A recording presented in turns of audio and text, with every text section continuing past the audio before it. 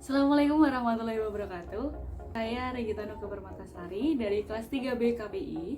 Di sini saya akan menjelaskan sedikit tentang rangkuman materi sejarah dakwah dari pertemuan pertama hingga pertemuan terakhir. Yang pertama di sini saya akan menjelaskan materi tentang sejarah dakwah dari pengertian ruang lingkup dan fungsi sejarah dakwah. Jadi sejarah dakwah itu berasal dari bahasa Arab yaitu sajarotun yang berarti pohon, atau dapat diartikan sebagai peristiwa masa lampau umat manusia dalam upaya menyeru, memanggil, mengajak umat kepada Islam, serta bagaimana reaksi umat yang diseru dan perubahan apa yang terjadi setelah dakwah dilakukan. Kemudian, kapan dakwah Islam itu dimulai? Itu ada dua pendapat. Yang pertama, permulaan dakwah itu di masa Nabi atau masa Rasulullah, karena Islam adalah agama yang dibawa oleh Nabi Muhammad SAW. Dan yang kedua, permulaan dakwah itu sejak diutusnya Nabi dan Rasul, karena dakwah itu satu kesatuan. Untuk fungsi sejarah dakwah, yang pertama, kita mempelajari sejarah dakwah untuk mengingat atau mengetahui strategi perjuangan para Rasul yang berdakwah di masa lampau, yang pada saat itu mendapat penolakan atau cibiran, caci maki dari mereka yang sangat-sangat tidak suka atau sangat-sangat membenci Rasul. Yang kedua, untuk menentukan sikap dalam berdakwah dengan bercermin dari sejarah. Yang ketiga, untuk mengetahui kemajuan dan kemunduran dakwah dari masa ke masa. Yang keempat, untuk mengukur sejarah di mana pengaruh dakwah Islam ini sangat berpengaruh untuk masa yang mendatang. Yang kelima, untuk memprediksi apa pesan Islam di masa mendatang. Yang kedua, materi sejarah dakwah di masa sebelum Nabi Muhammad. Pada dakwah sebelum Nabi Muhammad memiliki ciri-ciri. Yang pertama, mengajak untuk mentauhidkan Allah Subhanahu wa taala, mengesahkan Tuhan dan tidak menyembah berhala. Yang kedua, bersifat mahaliyah atau terjadi hanya di kawasan tertentu. Yang ketiga, di masa lampau itu kemenangan hanya untuk orang-orang yang beriman. Jika tidak beriman berarti dia kalah. Yang keempat, diceritakan dengan bahasa Al-Quran yang variatif. Jadi ada panjang dan pendeknya. Yang kelima, Rasul itu selalu dibantu Allah dengan mukjizat. Yang keenam, menggunakan pendekatan struktural dan kultural. Kan kita melanjutkan di dakwah saat Nabi Muhammad. Dan Nabi Muhammad adalah sosok yang berakhlak mulia. Nabi Muhammad diutus untuk memperbaiki akhlak setiap umatnya. Jadi ketika Nabi Muhammad berdakwah, dia itu memahami mat'unya itu seperti apa, karakternya bagaimana. Ketika Nabi Muhammad berdakwah, beliau banyak sekali perhitungannya. Maksudnya di sini adalah beliau tidak terburu-buru atau tergesa-gesa, tetapi beliau mempertimbangkan perubahan di masyarakat secara gradual. Beliau juga berdakwahnya tahap demi tahap.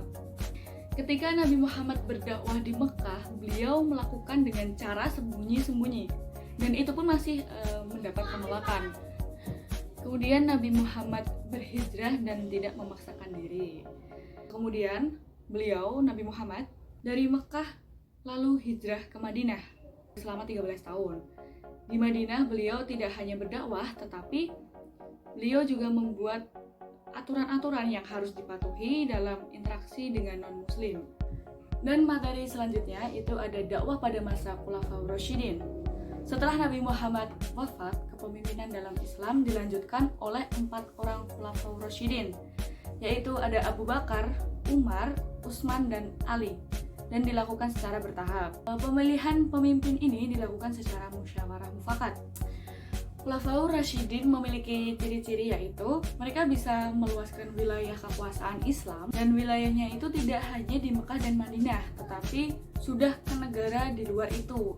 Tidak hanya menaklukkan wilayah saja, tapi juga mengembangkan masyarakatnya, mengembangkan pemikiran keislaman, dan peradabannya juga dikembangkan.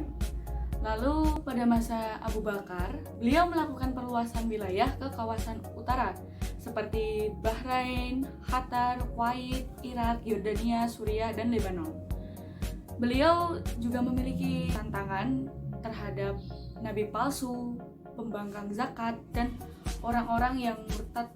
Beliau juga memimpin memerintah selama 2 tahun 3 bulan. Kemudian ada Umar bin Khattab. Perluasan wilayahnya ada di Irak, Iran, Syam, Palestina, Yordania, dan Suriah. Umar bin Khattab memimpin selama 10 tahun 6 bulan. Dan kemudian ada Utsman bin Affan. Cara berdakwahnya dengan mengajak masyarakat hidup zuhud. Artinya sederhana dan tidak mencintai duniawi secara berlebihan.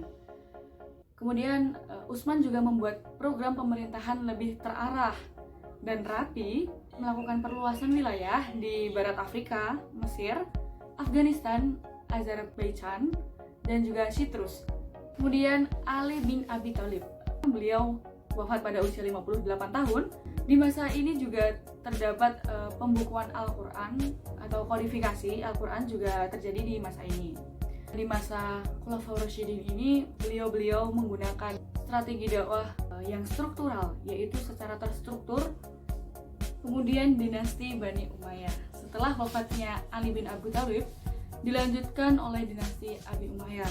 Makna dinasti ini adalah turun-temurun.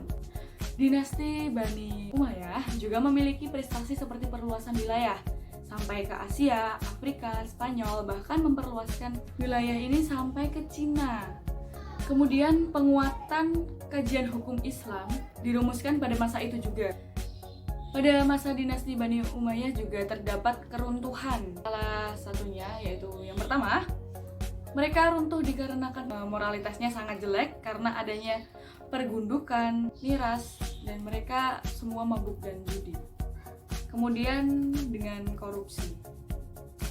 Selanjutnya ada dakwah pada masa dinasti Abbasiyah, yaitu pada masa ini ilmu pengetahuan hampir semuanya berkembang dan menjadi kiblat ilmu di dunia modern. Kemudian Abbasiyah berkuasa atau memimpin selama 5 abad. Perluasan di masa itu mencapai Afrika Utara, Andalusia atau sekarang yang disebut Spanyol, dan Romawi Timur dan India. Kemudian ada masa keemasan. Masa keemasan Bani Abbasiyah terjadi pada masa Harun al-Rashid. Di sini negaranya makmur, keamanannya terjamin, luas wilayahnya terbentang dari Afrika Utara hingga India. Lalu pusat kepemimpinan ini ada di Baghdad. Ada juga namanya Baitul Hikmah, yaitu sebuah tempat perpustakaan dan laboratorium atau tempat diskusi itu ada di sini. Dan pada masa ini Baitul Hikmah menjadi epicentrum. Setelah 500 tahun memimpin, akhirnya mereka runtuh juga atau mengalami kemunduran. Yang pertama, persaingan antar bangsa, yang kedua kemerosotan ekonomi, yang ketiga konflik keagamaan, yang keempat perang salib dan serangan Mongol. Kemudian ada dinasti Utsmaniyah atau bisa disebut Turki Utsmani. Turki Utsmani ini memimpin selama 7 abad dengan 38 sultan. Turki Utsmani mengalami masa kejayaan waktu di masa Sultan Al-Fatih. Ia menaklukkan Konstantinopel atau sekarang disebut Istanbul, Turki, ibu kota Romawi Timur, pusat agama Katolik. Dan dinasti Turki Utsmani berhasil melakukan ekspansi. Misalnya di Asia mereka telah sampai ke Irak, Syria, Yaman. Di Afrika sudah sampai Mesir, Libya, Tunisia, Aljazair. Kemudian di Eropa sampai Bulgaria, Yunani, Serbia. Kemudian Armenia, Hungaria, Rumania.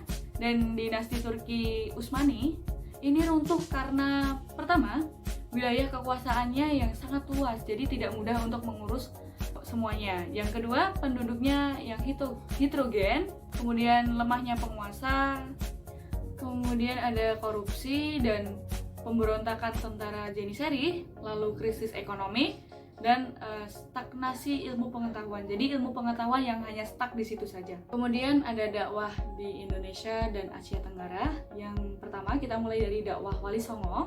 Salah satu ciri dakwah Wali Songo itu adalah bertahap, pelan-pelan, dan begitu menyelami kebudayaan Indonesia. Awal Islam masuk ke Indonesia menjadi perdebatan. Ada yang mengatakan bahwa masuknya Islam ke Indonesia dari seorang muslim Champa atau seorang muslim dari Vietnam. Dan dakwahnya Wali Songo ini sangat soft, sangat halus dan pelan. Kemudian wayang juga digunakan untuk sarana berdakwah. Kemudian dakwah pada Asia Tenggara yaitu memiliki ciri-ciri damai, ramah, dan toleran. Islam di Asia Tenggara itu Islam yang akomodatif. Dia mau dan mampu menyerap nilai-nilai kearifan lokal.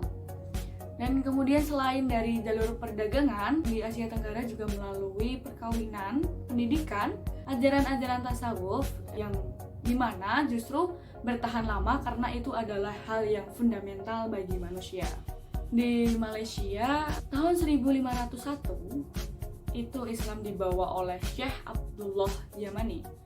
Kemudian di Brunei Islam itu dibawa oleh Syarif Ali atau ulama dari Taif. Di negara Thailand Islam masuk dibawa oleh pedagang Arab dan India, terpusat di Patani, Biala, di Narathiwat, di Sangkala.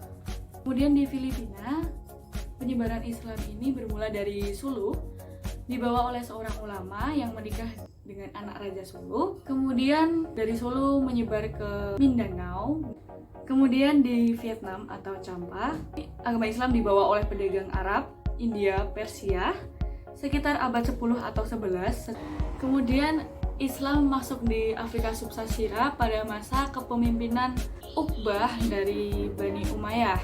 Dakwah ini masuk di Afrika Utara juga melalui sufisme dan perdagangan. Dakwah Islam di Cina itu menurut versi yang pertama melalui perdagangan, dan untuk versi yang kedua Islam masuk Cina dengan melalui kekuasaan militer, tetapi juga melalui pendidikan, madrasah, dan tasawuf.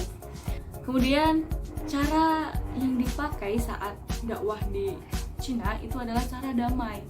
Baik, kemudian materi yang selanjutnya adalah dakwah di Amerika, Eropa, dan Australia. Ini ada tantangan agama Islam di daerah Eropa yaitu Islamophobia. Itu ketakutan terhadap agama Islam. Dan panglima yang terkenal pada saat itu adalah Tariq bin Ziyad. Beliau adalah seorang muslim keturunan Afrika dan masuk ke Eropa melalui jalur peperangan. Dan Spanyol itu diduduki umat Islam pada Khalifah Al-Walid pada tahun 705 sampai 715 Masehi. Beliau adalah seorang khalifah dari Bani Umayyah yang berpusat di Damaskus. Kemudian di negara Amerika, Islam masuk di Amerika dibawa oleh budak dari Afrika. Dan dia menyebarkan Islam di sana. Lalu Islam berkembang di Amerika karena kiprah seorang Malcolm X yang memiliki lembaga Nation of Islam. Lalu yang terakhir ada di Australia. Islam di Australia ini dibawa oleh imigran Timur Tengah. Sekian rangkuman materi sejarah dakwah yang bisa saya sampaikan. Kurang lebihnya saya mohon maaf. Billahi taufiq wal hidayah. Wassalamualaikum warahmatullahi wabarakatuh.